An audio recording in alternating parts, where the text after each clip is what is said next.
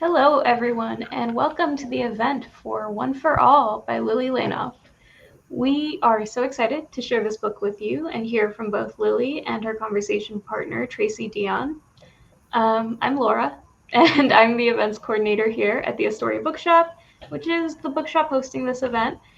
If you don't know who we are, because you found us through the internet or you're friends of the authors or anything like that, we are a general interest bookstore in Astoria, Queens. Before we get started, I just want to go through a few housekeeping things. You will have the opportunity to ask questions during the last 10 minutes. There is an ask a question button like over there. It says ask a question. Submit your own question, and you can also vote on other people's questions.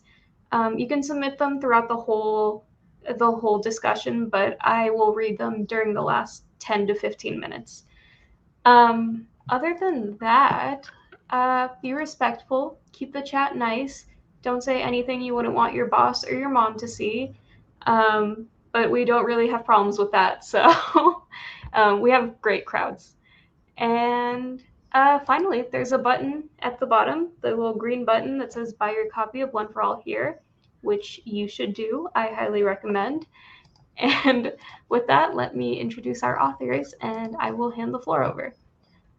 All right. A former Division I NCAA fencer for Yale, Lillie Lainoff is the founder of Disabled Kidlit Writers and the winner of the 2019 LA Review Literary Award for Short Fiction. Her nonfiction has been featured in the Washington Post Outlook, amongst other places. She received her MA in Creative Writing Prose Fiction from the University of East Anglia. One for All, her debut novel, will be published by FSG in March 2022, which is right now. And Tracy Deonn is the New York Times bestselling and Coretta Scott King John Steptoe award-winning author of Legendborn and its sequel Bloodmarked.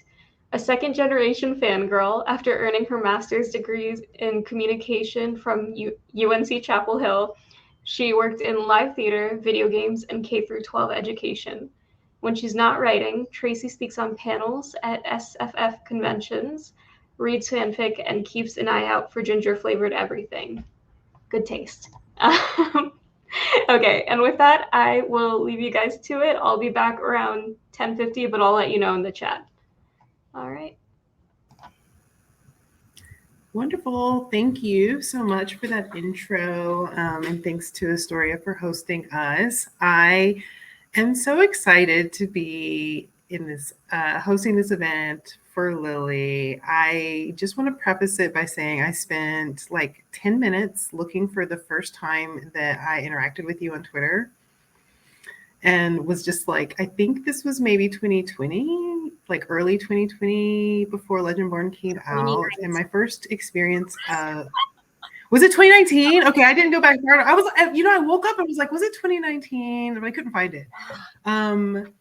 So I feel like I should just say that my first interaction with Lillie was Lillie saying something really smart on Twitter about fencing or fight scenes, swords, something stabby. And I just remember thinking, this person seems very, very smart. And I'm writing a book where I have no idea what I'm doing really with swords, and I should take notes. And I responded with I'm going to sit down and go to school with this person. You had threaded, I think. And that dynamic continues to this day. Of me thinking that Lillie is just really, really brilliant. And I love listening to her talk. I love reading your writing, whether it is nonfiction or fiction. I just think that you have such an elegant hand with words and language. And I wrote a blurb that alludes to this, but just the way that you write prose is so precise and so pretty and so full of flow and grace, and just, I don't know, it just makes me so happy to see you flourishing. So I'm getting really mushy at the beginning. I'm not going to make you cry, but I just want to say I'm happy to be here.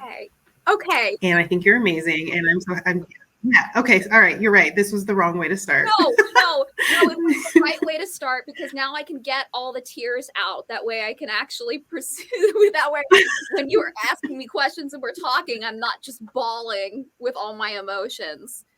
Oh my gosh, Tracy, that's so sweet. Yes. Thank you. And as everybody can see, Oh. I have my copy of Legendborn, and so it's Brie and Tanya are together on the bookshelf.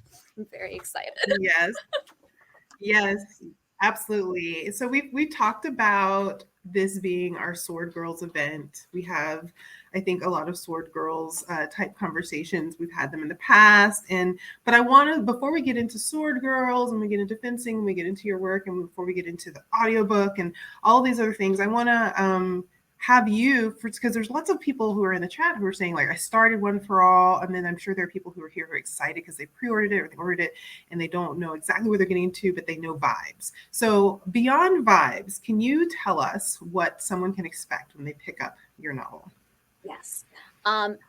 So the fun thing that I've been doing when bloggers have asked me, what 5 words would you use to describe One for All, is I've just started using only words that start with the letter S. Swords, sisterhood, secrets, stabby, seduction, spying. That's 6 words, but that's okay. Stabby and swords go together. But in all seriousness, One for All is very much the book of my heart. And I know that sometimes people say that and people think it gets cliched, but Tanya's story very much is close to my own experience with postural orthostatic tachycardia syndrome, which is POTS syndrome for short, for those who aren't aware in the chat. And while it is this story of adventure and spying and dueling, it's also a story about learning to accept yourself for who you are, found family, sisterhood, and also overcoming internalized ableism and external ableism.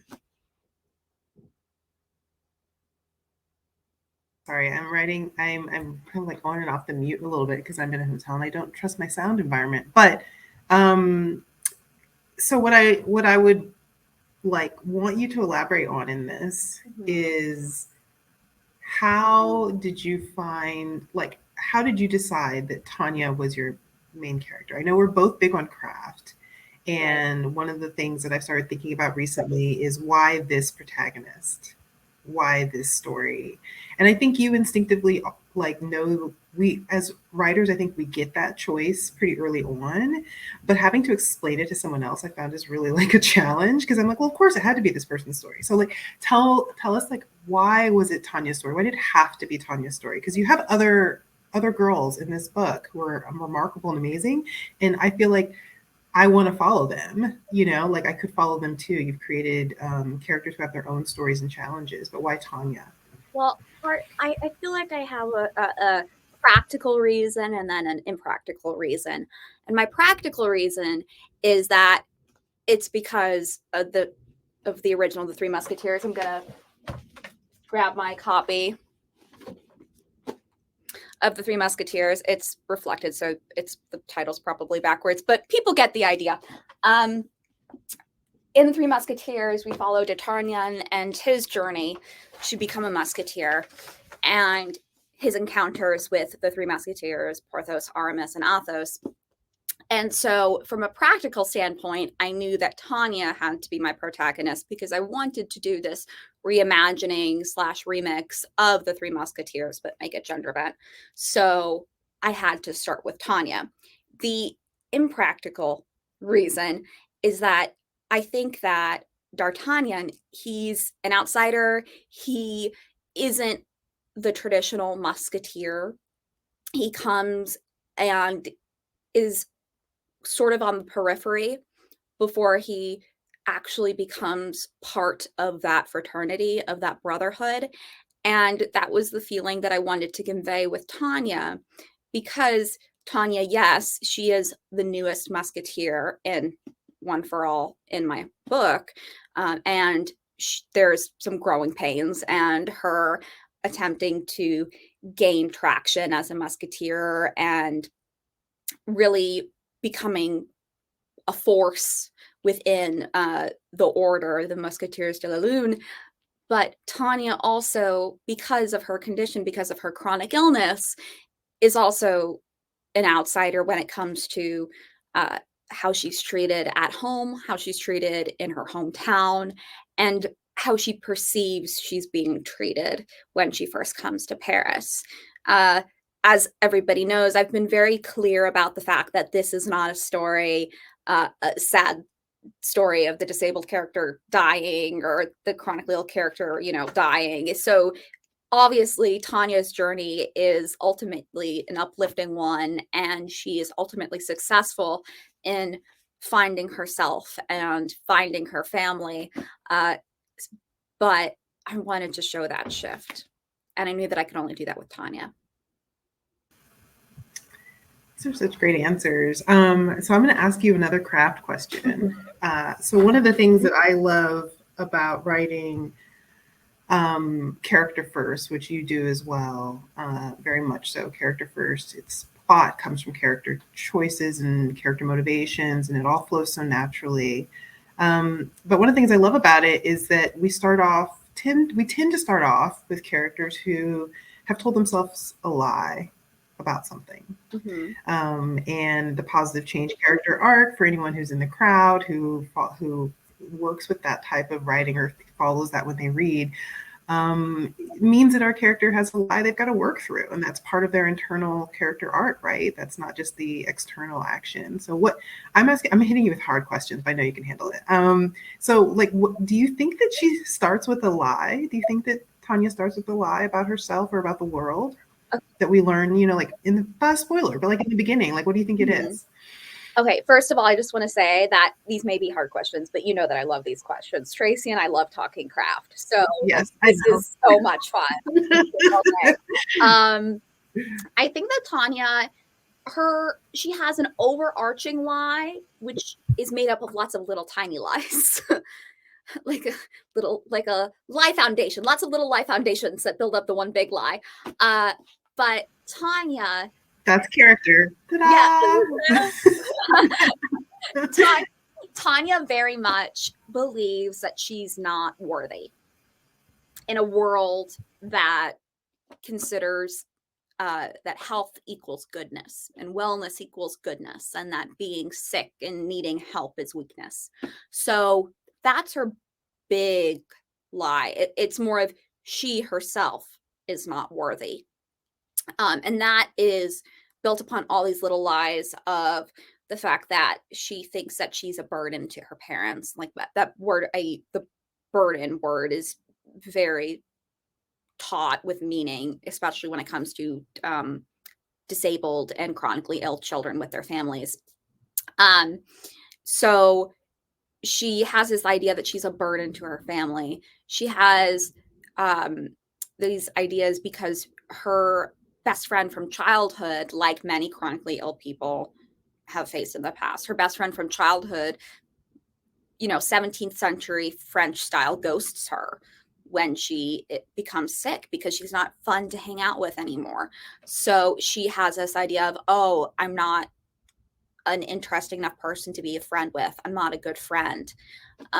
She thinks that she's too weak to be a good fencer. She thinks that she is never going to have any guys who are interested in her because she's been taught from a very young age that chronic illness isn't something that is desirable when it's seen in a potential partner.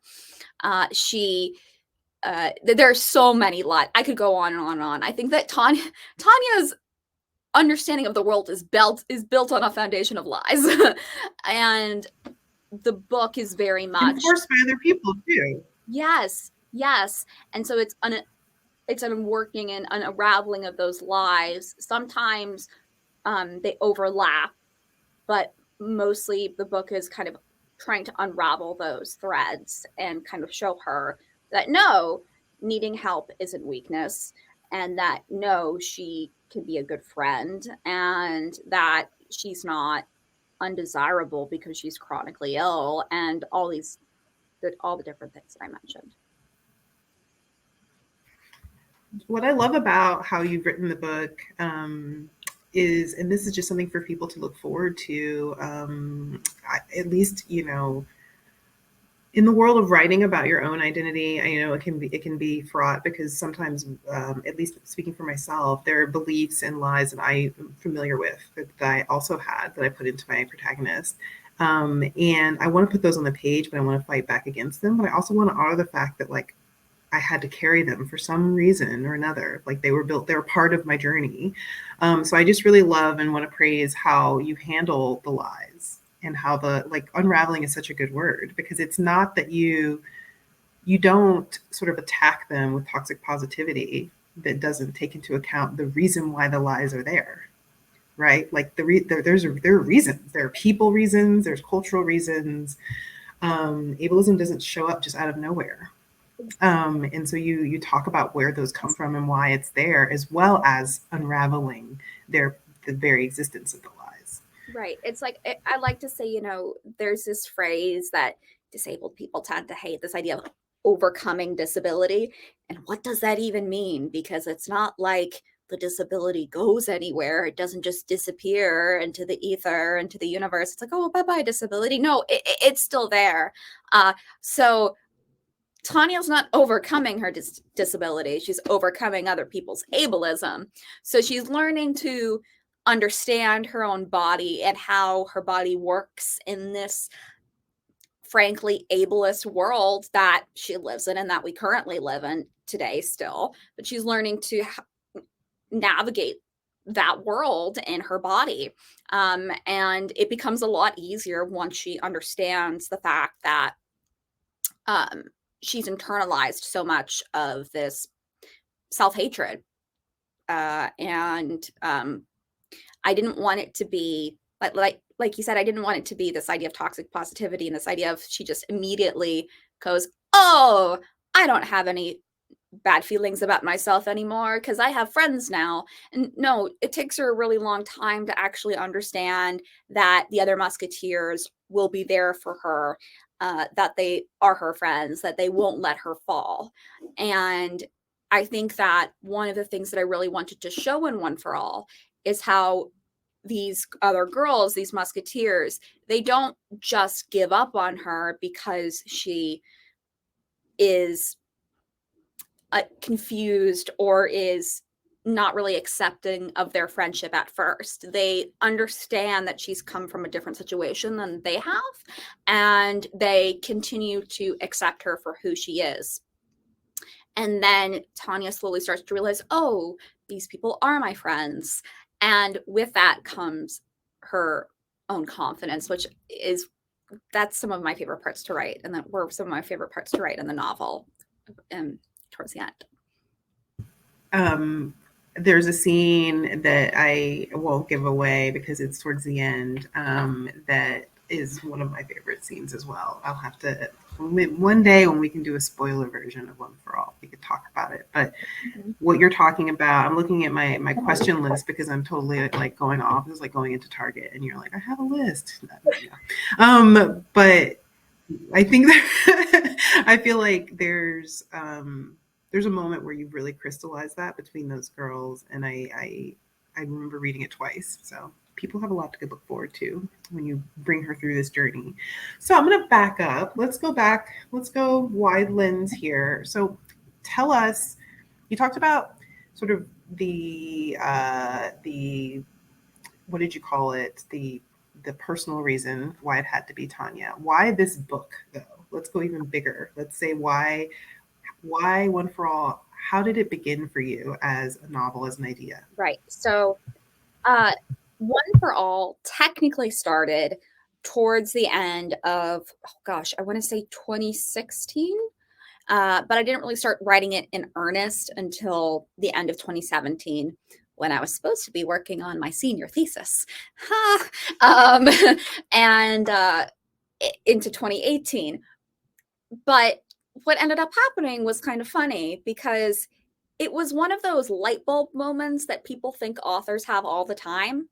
And we have to continuously tell people, no, that's not what being an author is. Being an author usually means crying over a blank document on a computer and wanting to throw your computer against the wall, or thinking, no, how come this sentence is no longer a sentence? It read like a sentence at 3 a.m., but now it there's no subject in the sentence. Oh no. But I was sitting and talking with my literary agents about what book I wanted to write next, because I was out on submission with another novel to editors. And the idea of retellings came up. And I swear, the Three Musketeers popped into my mind.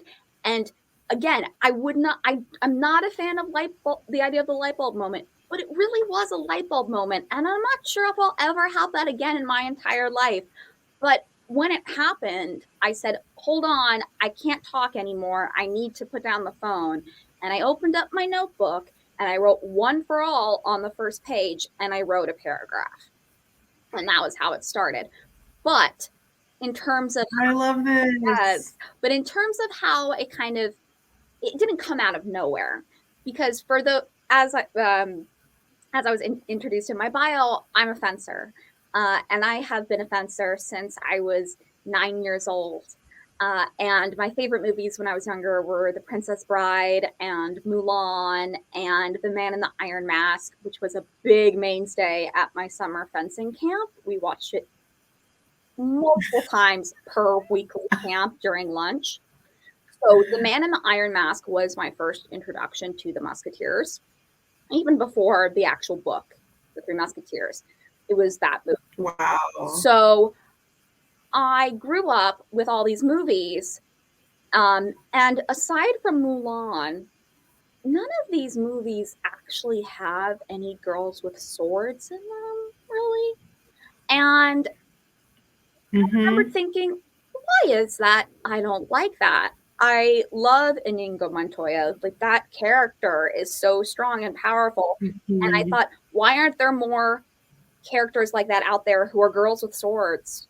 And so I had been thinking about that for a long time. And when the Three Musketeers idea popped into my head, I thought, oh my gosh, I can finally write the story that I've wanted to see for a very long time, which is these girls, these powerful girls in ball gowns, dueling, practicing fencing, and getting to invert this very specific type of masculinity that is in the Three Musketeers. And not necessarily to the fault of Dumas, but the Three Musketeers has become associated, like I said, with this very specific type of masculinity in terms of swashbuckling and sleeping with lots of women and committing crimes for the brotherhood. But this profound sense of loyalty. And I was like, well, what happens when you put women in that scenario? What happens when you put girls in that scenario? And that completely just fueled so much writing. And I have One for All is so much shorter than the initial draft was. There's so many more scenes, but it just fueled so much writing and so many scenes. Okay, so special content is on the way. Yes, definitely. Is what you're saying. There's other stuff.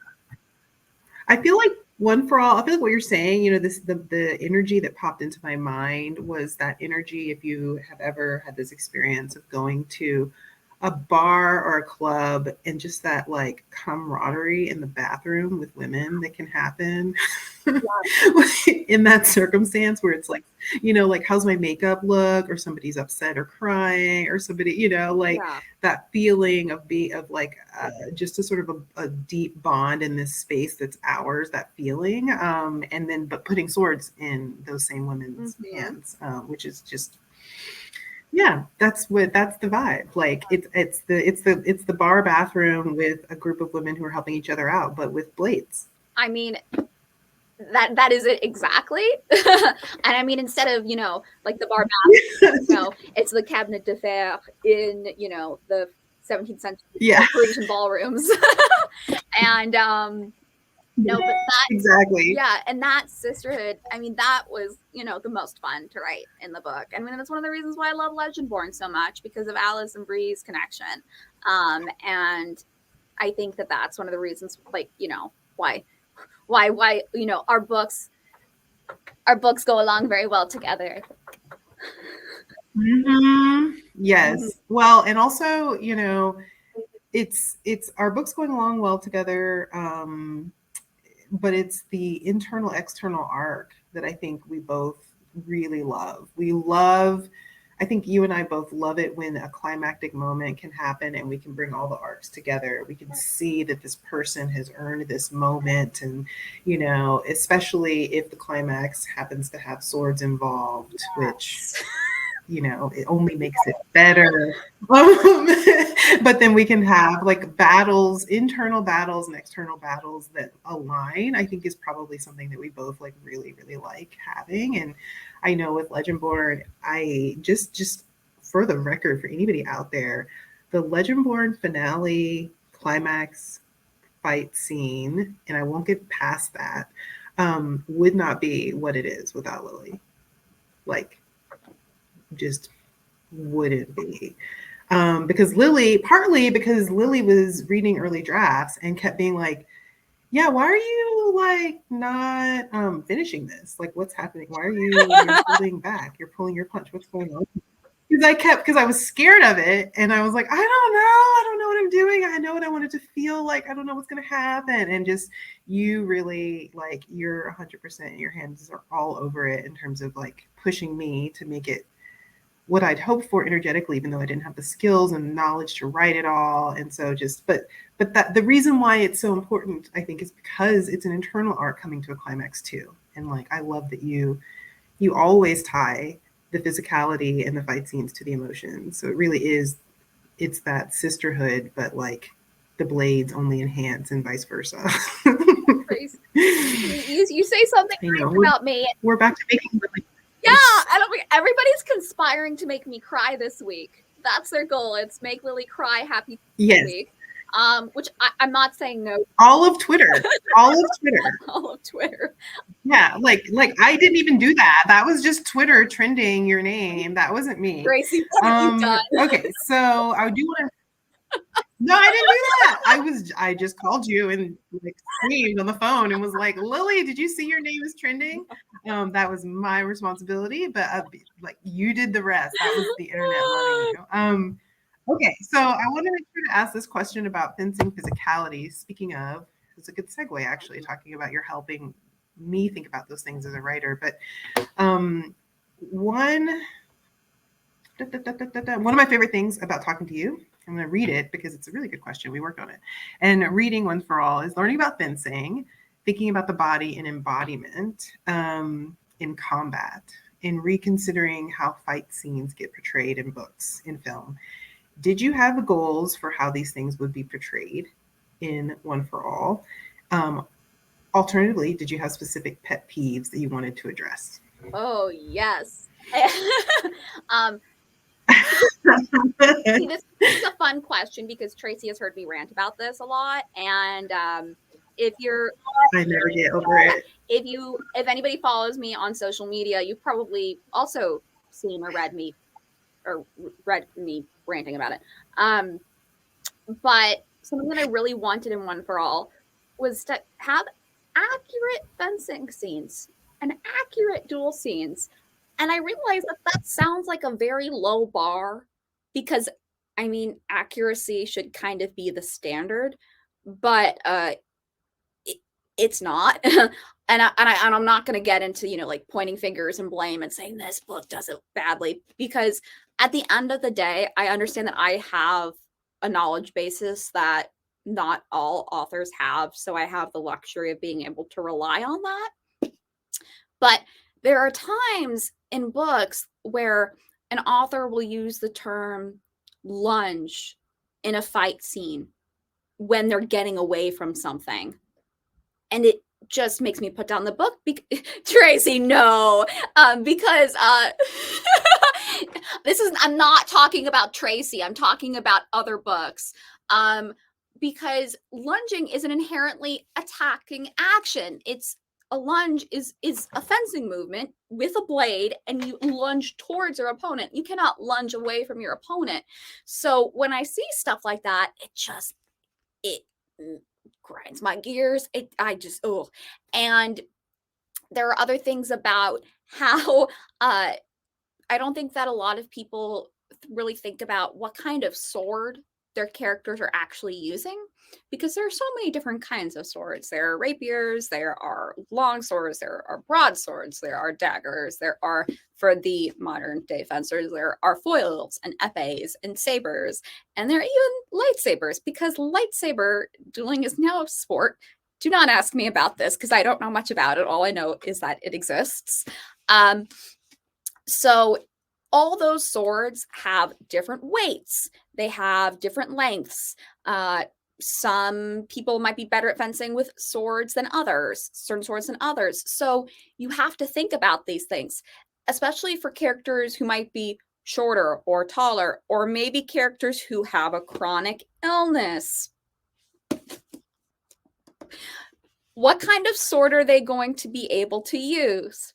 So one thing that I really wanted in One for All was I talk about how Tanya's sword is lighter because she can't hold a heavier sword when she's super dizzy and when she's very symptomatic. Also because of her build, because she's not very tall, it doesn't really make sense to have her have a really long sword that she's unable to wield properly. It's better to have a shorter sword and be able to actually do the movements necessary. I also really wanted to have accurate training montage scenes, because those are always my favorite parts in movies, but I think they always happen with not enough detail. I was like, more detail, more, and maybe that's just me because I'm a fencer. But I love a good training scene, and all the actual drills in One for All are modern day fencing drills. They're the 17th century French version. So, for example, when Papa and Tanya are dueling, and not really dueling, they're bouting, which is just casual fencing, in the barn at the beginning of the novel, and he manages to disarm her, and her saber goes flying, and he manages to get a hold of it. He is like, oh, ha ha ha, you have to do an extra half hour of embroidery now, which Tanya does not like. And that is inspired by the fact that when that happens to us in modern day fencing, if my coach gets a hold of my sword during a private lesson, I'm about to go do 10 push-ups like immediately, because that's what happens when you lose your sword. So push-ups, 30 minutes of embroidery. I have made them equivalent in this novel. There's also fun things like fencing the training dummies. One was inspired by the training dummy at the Yale fencing studio. I don't know if it actually is still there, but it was just so old that it just had become part of the team history, and it was falling apart and held together by duct tape, and we all loved it so much. So there's a dummy that's very similar to that in the barn that's kind of stuffed with hay. There is a rolling mirror in one scene, which a lot of fencing clubs will have if they don't have mirrors on the walls. That way you can practice your position and actually see what you're doing. So you know what it's supposed to look like. So if you see yourself doing it incorrectly, you can then fix what you're doing. And the other thing that I really wanted to do, and I realize this is a rant, but I've been given the opportunity to talk about fencing in books, so nobody can stop me now. I really wanted to write duel scenes that felt like actual bouts and actual duels. So that means shorter sentences, sharper sentences. It means changing up the paragraph length. So paragraphs are a lot shorter because the reader's eye is going to flip more quickly through the page because they want to get to the end of the duel. It means making sure that you're not reusing the same term like advance or retreat, but also making sure that you're not using just a synonym that actually doesn't mean the same thing. It means having an arc to the bout, kind of like there's an arc to a novel. You want to see in a good duel scene, which is not always the case in a modern day fencing bout. I mean, heck, I've been crushed before 5-0, 15-0. It happens. Some bouts, The winner is very clear. It's never going to end another way. But for actual novels, you want to see bouts and duels that have this element of, oh no, is she actually going to win? Is she going to lose? What's going to happen? So you want these ups and downs of the bout, kind of like the ups and downs that you would have in plot in a novel. And thus ends my fencing rant. Well, we both know you could keep going and I would keep listening. Yes. So I don't know if it's a rant. It would be just like me just sitting there being like, oh my gosh, like I need to think about this the next time I write this fight scene. I'm like quietly at school over here. But I think the other thing that I would add on for what you're saying is like, you also are really great about reminding me when someone's going to get tired. Yes. Like, you know, how much do we see in film and TV where people, clearly the actor got, you know, there was a cut and this person started anew in this one moment. But in reality, you know, you'd be like out of breath, or you'd need to pause, or your legs are burning, your arms and your shoulders are hurting from holding something, you know, like all those things. And you've always been really good about reminding me, and One for All does this it's so beautifully throughout, consistently throughout. And it's noticeable to me now because I know how many times this aspect of fighting doesn't show up. Mm-hmm. That people become superheroes. Exactly. Somehow. Like they just like hit on the head and then they're fine or whatever. Exactly. It's like if somebody gets hit on the head, you gotta check for concussion. That's protocol. I mean, the amount of times that you see in fantasy novels when somebody gets hit on the head and then they're fine the next day. I mean, to be fair, not all hits on the head are concussions, and I don't want to scare anybody in the chat. If you hit your head today, I'm sure that you're okay. But it's important that we actually take injuries seriously. And also, it's also really important just for athletes in general. And I think that it's authors doing a disservice to readers, especially readers who are athletes, because there's such a culture of staying silent around injuries and just working through the pain and, you know, just overcoming the injury. And that's dangerous. And I wanted to make sure that in this book, when a character is injured, it doesn't just disappear. The character has, you know, a brace or has a wrap on.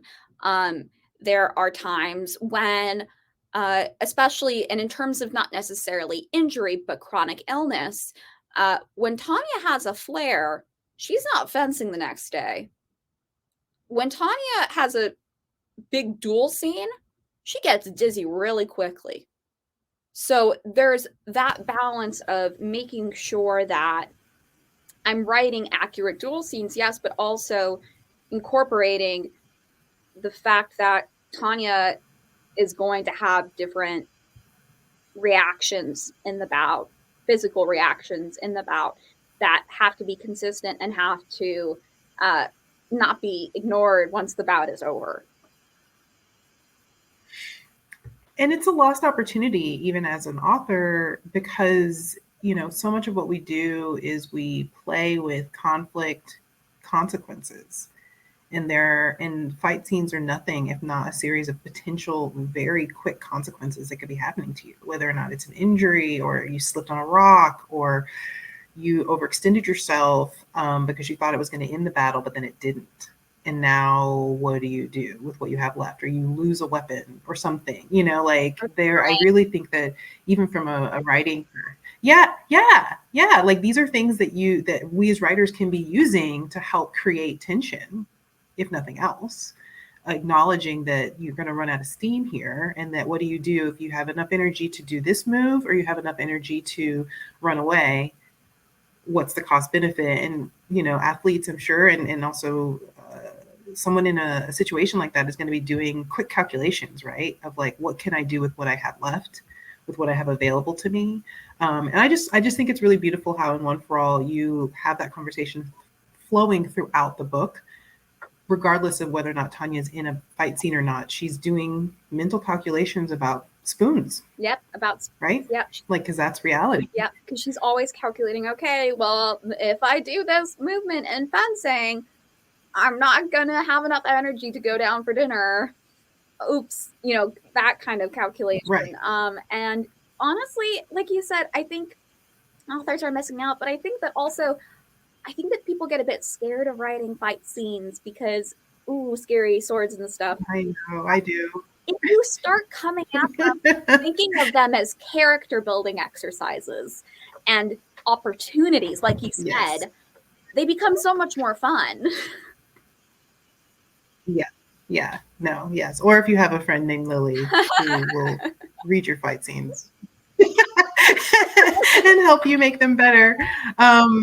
So we've got a few minutes left. I want to talk about Sword Girls, and I want to talk a little bit about reimagining. So let's go with reimaginings first, because I think that's a really good spot to go to, and it might get us there to Sword Girls. So you talked about how there was like a non-light bulb moment about One for All's origin. Can you talk a little bit more about sort of what it means to be, and you've touched on it a little bit, but like what it means to be reimagining something, specifically knowing from the beginning that one of your missions as the creator is to reimagine with a different voice, a different POV, something that was not at all there even in the original. Right. So it's something that can both feel very natural in the sense that I go about my life with pots. So there's this element of, well, putting it on the page feels a little easy sometimes because I just have to reflect on my own personal experiences, and I'm not having to create new ideas necessarily. That doesn't mean that it's less emotionally painful or less difficult to put on the page. It just means that I don't have to do necessarily a ton of extra research. I mean, of course, I did so much research for One for All. And I did make sure to get readers with pots to read One for All to make sure that the experience was good. But I knew that I wanted to draw on my own experience with pots. So much of that is in this book. I think that honestly, the easy part was writing the novel. The difficult part was putting it out into the world, in terms of what it represented. Because yes, we think it's the first book by a major publisher with a main character with pots, but and regardless of whether or not that's true, it's either the first or it's one of the first. And it's a privilege and an honor, but it's also an incredibly heavy weight. And when readers don't see themselves represented in books, and then you're an author who says, okay, I'm going to write this representation that I needed and that I know that readers need, you think, oh my gosh, my book has to mean everything to everyone. And it can't, because POTS is not a monolith. People with POTS experience such a variety of symptoms. Every single symptom, medical symptom under the sun, somebody has experienced because of POTS at some point. It's a weird condition. And I feel like I can say that since I have it. It's weird. POTS is weird. So there was no way that Tanya's experience with POTS was going to mirror every single reader with POTS. It was never going to mirror their experience completely. But I wanted to make sure that there was some overlap, at least, and there is overlap in terms of we all have some of the same defining symptoms. Almost all of us have dizziness when we stand up. Almost all of us have a racing heart. And almost all of us will have brain fog or low spoons or some element of that. But putting that out into the world, like, again, I'm not trying to repeat myself, and I don't mean to repeat myself, but it's difficult because you want so badly for this book to give what you needed as a teenager to others.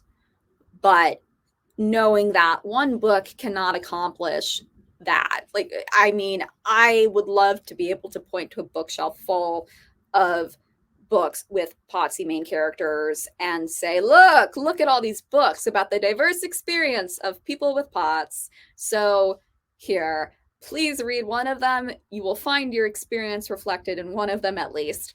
But for now, One for All is going to have to be enough, and hopefully there's more in the future. Hear, hear. And I know we're going to start a Q&A soon, but I want to honor the work you've done to have the audiobook read by a narrator who also has POTS. Do you want to talk really briefly about that? Because it really is like that came from the work that you did to make that happen. Yeah, I think that, I promise I'll be really quick. That was very much, it was good. Take your time. It was a dream of mine for Mara Wilson to do the audiobook.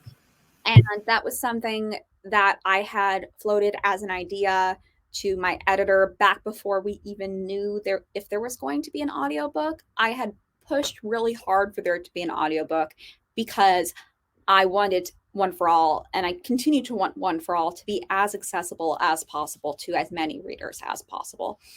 And I think that a book that is about disability representation and chronic illness representation should be accessible at the very least to as many people as possible. So I was pushing very hard for the audiobook, and I said, hey, by the way, now that we're talking about the audiobook, Mara Wilson has POTS, and it would be really awesome if she read the audiobook. And my editor really loved the idea, and she said, we could, who knows, like, let's see what happens. And I wrote a very heartfelt letter, and that was sent along. And it just so happened that the head of Recorded Books, which is my audiobook publisher, the audiobook publisher of One for All, really loved the idea too.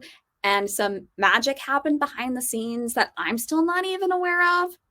And then I kept on writing about how I thought that it would be really important to, because this is a book about a POTS main character written by a POTS author. Like, how cool would it be if we had an audiobook narrator who has POTS too and actually understands the symptoms that she's talking about? And magically, my editor, under the guise of running by me something simple, called me up and was like, oh, by the way, she said yes. And I burst into tears, which I feel like is very indicative of my entire experience with One for All, is my editor, Melissa, calling me out of the blue and then me bursting into tears.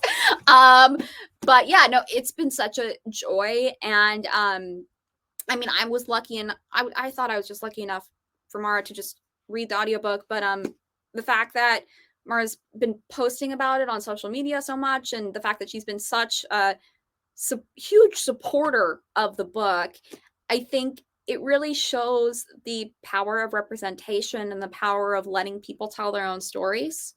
And I think it's really resonated with a lot of people. And I really hope that, I mean, I don't think that we can call it a trend, because I think that the word trend makes it sound facile or unimportant. But I'm really hoping that moving forward, more publishing companies are like, the Macmillan Subrights and Recorded Books, and really focus hard on making sure that they're providing audiobook narrators who actually have the lived experiences of the characters that they're reading about. Also, for all the POTS, Mara Wilson wants to read more audiobooks. She posted about it on Twitter. So go and ask Mara, because wonderful, just so wonderful. I love it. All right. Well, Mara Wilson has also openly discussed her OCD. So when I write my book about that, I will reach out to her and I'll be like, Mara, please. Lillie sent me. You seem like you got a lot of chronic illnesses, and you hit one of mine. So can you please?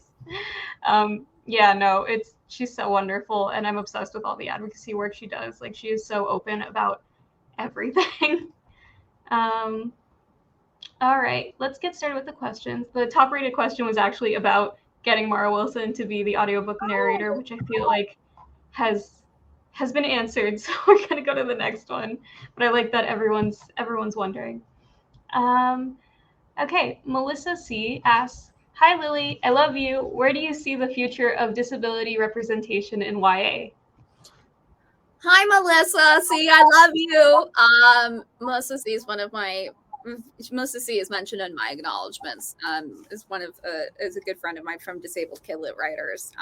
And her own book is coming out. You, Me, and Our Heartstrings is coming out from Scholastic later this year, which is another On Voices disability novel, which everybody should check out. And I think that in terms of disability representation, 2022 has really kicked it off in an incredible way. On March 8th alone, we had Lake Lore, and we had The Moth Girl by Heather Kamens, who is another 22 debut. And there's just there's a lot of disability representation. And when I say a lot, I mean, yay, we have 8 books instead of 2, kind of a lot. So it's not that we have a lot in the traditional sense. It means that there's just so much more in comparison to the very little that we had. And I don't mean to demean the very little that we had, because there are authors whose disability representation and their advocacy work has completely laid the groundwork for novels like One for All to exist. Authors like Marie Nischkamp and Heidi Heilig and Corinne Davis, those authors made a huge difference in the fact that One for All is even on a shelf behind me right now. I think that disabled authors and chronically ill authors have been, I love us, and I say this with all the love in my heart, we can be very loud, and we have been louder than ever before this, in the past year or so, about the importance of representation and why it matters, and about our stories. And I think that publishing is starting to take note. We have, at least in terms of the Disabled Kid Lit Writers group, we have so many new authors who are agented now, or who have just announced debut novels. Our most recent is Claire Forrest, whose debut novel comes out in 2023 from Scholastic as well, I believe.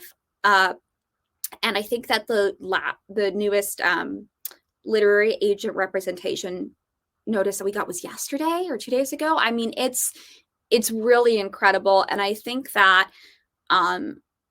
something that we're showing, and I think something that I'd like to think One for All showed in the past few days, is that books about chronically ill characters and disabled characters sell. They sell really well. People like those stories. People want to read those stories. Not enough of those stories are being published. Heck, I signed over 100 pre-orders of One for All last night. I mean, people want those stories. So I obviously am not inside publishing from the editorial perspective. And I know that my editor, Melissa Warden, is always on the lookout for more stories with disabled main characters. So get your agents to send stuff to Melissa, because she's awesome to work with. But if I were an editor, I would be clamoring to get more books by disabled authors about disabled characters. And I think that they will be, because it's not just good representation. It's not just the right thing to do. I mean, we live in a capitalist society. It's also smart in terms of money, because these books sell. People want to buy them. And the disabled readers are one of the most underserved markets in literature. Lillie, I know you're not doing this intentionally, but I have a novel with an autistic and OCD main character in the works right now, and you are motivating me so hard to finish it. Finish the book. We need stories. We have this. I hope you don't mind if I plug this, but I just finished reading this. I love this collection so much, and we always have it in store. We always have at least one copy. So, like, please read it. It's Disability Visibility by edited by Alice Wong, if that was too hard to read. But anyway. Sorry, I was just going to say Alice Wong is like a disability icon, and it's also in my acknowledgments. And I remember she took a chance on me when I was writing a research paper in undergrad and trying to find out about people who had experienced becoming disabled parents. And I was like, yes, I will signal boost and I'll help you find people. And then she gave me a platform to share my paper. And I was just a complete unknown at that point. So she's incredible, and people should very much go follow her on Twitter. And definitely, yes, one of my favorite people on Twitter. All right, let's see. Oh, I love this. If One for All were to be adapted, do you have any dream fan casts of the characters? And Tracy, if you have anyone that you pictured in your head while reading, I'd also love to hear that. This is difficult. And I think that a lot of disabled and chronically ill people in the audience will understand why it's difficult, because I think it would be really nice to have a chronically ill actress represent Tanya in an adaptation.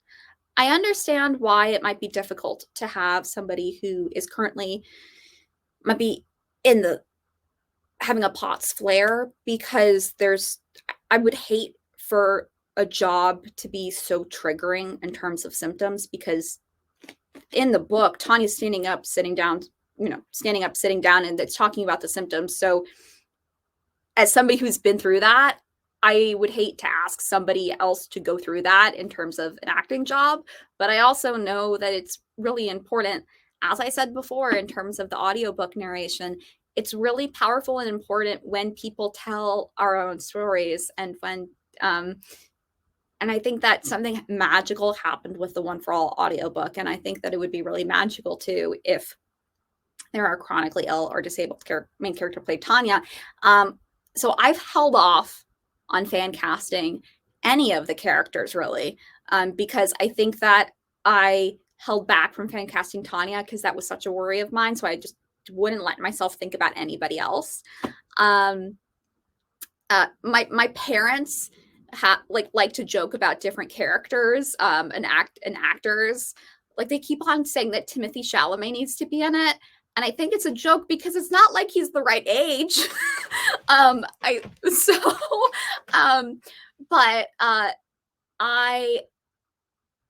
would just, and honestly, as an author, I have no control over who gets cast. That's another thing.